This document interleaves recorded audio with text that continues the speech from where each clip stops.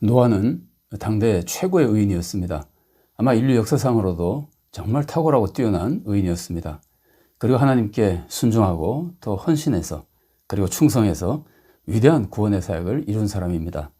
그러나 구원의 사역을 완성한 후에 방심하고 실수하게 되죠. 술 취해서 추한 모습을 보이게 됩니다.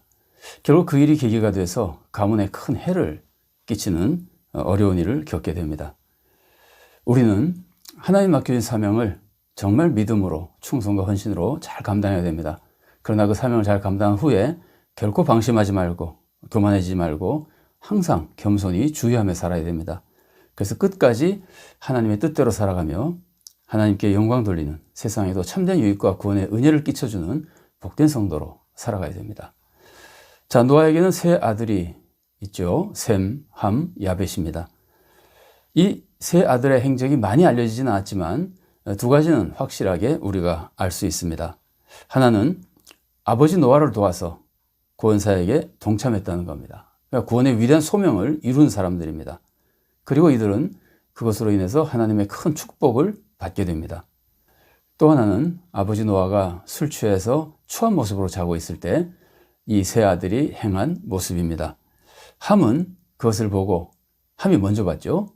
함은 그것을 보고 형제들에게 말했습니다. 그러나 셈과 야벳은 그 말을 듣고 아버지의 추한 모습을 가려줍니다. 오늘은 함에 대해서 우리가 좀 더 살펴보도록 하겠습니다. 함에게도 좋은 모습이 있습니다. 함이 보여준 좋은 모습은 셈과 야벳에게도 함께 나타난 좋은 모습입니다. 우리는 함이 저주를 받았기 때문에 굉장히 악한 사람으로 생각하기 쉽지만 사실 함도 처음에는 굉장히 훌륭한 좋은 모습을 갖춘 사람이었습니다. 함의 모습 보십시오. 함은 하나님을 믿었습니다. 좋은 신앙의 성도였습니다. 함이 방주 만드는 일에 동참했는데 방주 만드는 걸 생각해 보십시오. 그 방주를 만든 목적이나 방주의 크기나 방주를 만드는 장소나 이런 것들이 보통 인간으로는 도저히 이해할 수 없는 일들입니다. 그러나 함은 순종해서 함께 동참했습니다. 노아를 통해 들은 하나님의 말씀을 함도 받아들이고 믿은 겁니다. 이것은 함의 모습에서 믿음과 순종과 하나님의 종에 대한 철저한 협력의 모습을 보여줍니다. 그래서 방주에서 나온 후에 하나님이 내려주시는 큰 축복을 받게 됩니다. 이것은 함이 믿음의 사람이었다는 증거입니다. 창세기 9장 1절 말씀입니다. 하나님이 노아와 그 아들들에게 복을 주시며 그들에게 이르시되 생육하고 번성하여 땅에 충만하라. 그러니까 함은 노아의 믿음을 잘 이어받아서 좋은 성도가 된 좋은 믿음의 자녀였다고 볼 수 있습니다. 함은 하나님을 믿었을 뿐 아니라 아버지를 믿었습니다. 그리고 공경했습니다. 이 올바른 삶의 모습이죠. 만일 함이 노아만큼 하나님을 잘 믿었다면 하나님 주신 말씀만 듣고도 그대로 순종했겠죠. 그러나 성경이 노아만 특정해서 특별히 위대한 의인이었다고 말하는 것을 보면 함은 아마 노아만큼 믿음이 좋은 사람은 아니었으리라고 보는 것이 자연스럽습니다. 그래서 함이 노아만큼 믿음이 좋은 게 아니었다면 믿음이 있긴 있었죠. 그래서 함은 노아만큼 믿음이 좋은 게 아니었다면 자기 믿음만으로는 순종하지 못했을 수도 있습니다.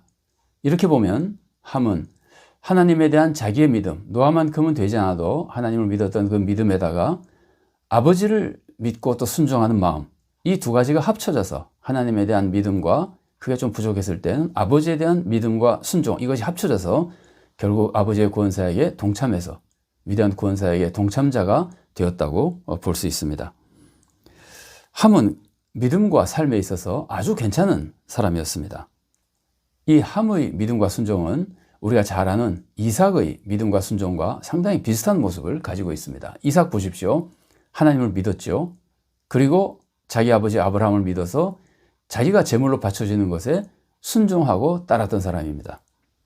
근데 이삭의 모습을 보면 이삭은 아마 10대 후반 정도 됐을 텐데 체력으로도 피할 수 있었고 또 이성적으로 아버지에게 왜 제물이 없느냐고 따져볼 수도 있고 했었습니다. 그러나 이삭은 아버지께 철저히 아버지의 믿음을 받아들이고 아버지께 철저히 순종했습니다. 함을 보면 함은 결혼한 사람입니다. 그러니까 아주 장성한 사람이고 생각이나 행동에서 상당히 독립적인 사람이라고 볼 수 있습니다.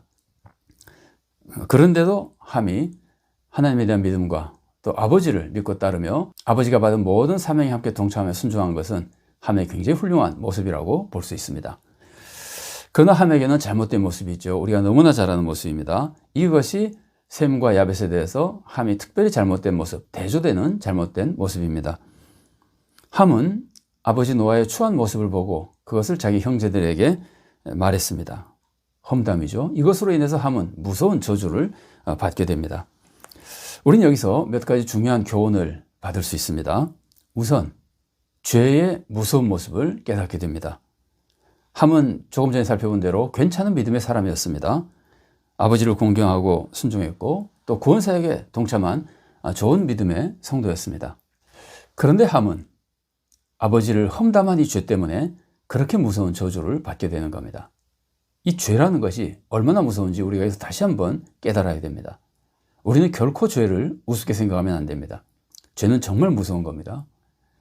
그리고 그 죄 때문에 우리는 무서운 저주를 받게 됩니다. 죄가 어느 정도로 무서운 거냐면은 여러분 생각해 보세요. 50년 동안 예수님을 잘 믿은 사람이 어느 날 예수님을 떠나면 그 떠난 상황에서는 바로 지옥에 가는 겁니다.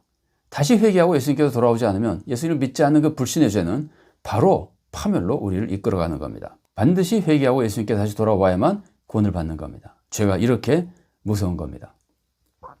근데 우리의 지금 신앙생활을 보면은 우리는 죄를 지어도 예수님의 은혜로 죄를 용서받잖아요. 그래서 구원받잖아요. 그래서 우리는 죄가 무섭지 않은 것처럼 착각할 위험이 있습니다. 여러분 그렇지 않습니다. 죄는 정말 무서운 겁니다. 다만 우리가 죄를 지어도 용서받는 것은 죄가 그렇게 악하고 무서운 것인데 예수님의 은혜가 더더욱 크고 강력하기 때문에 우리가 죄를 용서받고 구원을 받는 겁니다. 우리는 죄를 두려워해야 됩니다. 한 번의 죄도 짓지 않으려고 노력해야 됩니다. 특별히 아직 죄를 짓기 전에는 죄를 지으면 정말 안 된다고 하는 경고의 말씀을 마음에 품고 죄를 두려워하며 죄를 짓지 않으려고 노력해야 됩니다. 그러나 조금 전에 말씀드린 대로 예수님의 은혜는 죄보다 더 강력하고 더 큽니다. 그래서 우리가 만일에 죄를 지으면 죄 때문에 벌을 받을까봐, 버림받을까봐, 망할까봐 두려워할 필요 없습니다. 예수님의 은혜가 더 크기 때문에 그 은혜를 힘입고 용서의 은혜에 감사하며 또다시 새 먹고 신앙생활을 하면 됩니다. 우리가 죄를 지은 후에는 예수님의 은혜를 기억하고 죄에 억누르지 않고 죄에서 해방되어 축복의 삶을 살아야 되지만 죄를 짓기 전에는 미리 예수님의 은혜를 생각하고 죄를 지어도 된다고 생각하면 절대 안 된다는 말이에요. 죄를 짓기 전에는 정말 죄가 무서운 것을 기억하고 죄를 피하려고 노력해야 되는 겁니다. 자, 우리가 또 살펴볼 수 있는 것은 함의 죄는 아버지를 험담한 죄입니다. 이 험담이라고 하는 것이 얼마나 무서운 죄인지를 우리가 다시 한번 생각해 볼 수 있습니다. 특별히 우리는 험담에 대해서 조심해야 될 것들이 있습니다. 우선 함의 험담이 사실을 말한 겁니까? 거짓을 말한 겁니까? 사실을 말한 거죠. 험담은 사실을 말해도 죄라는 말이에요. 사실을 말한 험담도 이렇게 무서운 저주를 받을 만큼 무서운 죄입니다. 만일 내가 사실을 말해도 그것이 남을 비방하는 의미를 가지고 있고 내가 그를 비방하려고 하는 마음이 있으면은 우리가 사실을 말해도 비방의 죄가 남아있는 겁니다.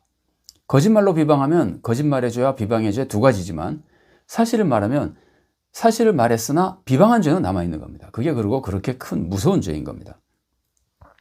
우리는 이런 말 할 때가 있습니다. 남에게 대해서 나쁜 말을 하고 그 사람이 따지면 내가 없는 말 했어? 그러면서 뭐 없는 말 한 게 아니니까 괜찮은 것처럼 생각하는데 절대로 그렇지 않습니다. 사실을 말해도 남을 모욕하고 남에게 해를 끼치면 안 되는 겁니다. 사회법에서도 특히 우리나라 같은 곳에서는 사실적시 명예훼손이라고 하는 것이 있습니다. 사실을 말해도 다른 사람의 명예를 훼손하면 죄가 된다는 거죠. 사실 이 세계적으로는 지금 사실적시 명예훼손이라고 하는 것은 죄가 명예훼손이 아닌 것으로 그래서 이 법은 폐기되는 방향으로 가고 있다고 합니다. 근데 그 사회법이고 하나님은 뭘 보시나요? 하나님은 마음을 보시잖아요. 사실을 말해도 그 마음에 명예를 훼손하고자 하는 마음이 있으면 그것은 험담의 죄가 되는 겁니다. 그래서 우리는 사실을 말했다고 괜찮다고 생각하면 안 됩니다. 사실을 말해도 험담이 얼마든지 될 수 있는 겁니다. 더군다나 우리가 사실을 말해도 우리는 워낙 연약한 인간이기 때문에 사실을 말하면서도 험담할 의도가 있을 때는 그 사실에다가 덧붙이거나 과장할 위험이 굉장히 큽니다. 그래서 우리는 사실을 말하면서도 험담을 위험이 굉장히 많다는 것. 그래서 하나님은 사실을 말한 함에게 그렇게 무서운 저주받는 벌을 내리셨다는 걸 우리가 잊지 말아야 됩니다. 우리가 남을 도와주기 위해서 남의 약점을 말해줄 때가 있습니다. 근데 남의 약점을 말해도 도와주기 위해서 하는, 사랑으로 하는 것이라면 그 사람에게만 하는 것이 좋습니다. 본인에게만 조언을 하고 그 약점을 다른 사람에게는 말하지 않는 것이 좋습니다. 다른 사람이 말하는 순간 그것은 험담이 될 위험이 굉장히 크기 때문입니다. 그런데 함은 형제들에게 말했습니다. 형제들에게 말했다는 거 가만히 보면은 가장 가까운 사람들에게 말한 겁니다. 그리고 함은 형제 이외에 다른 사람들에게 말하지 않은 것 같습니다.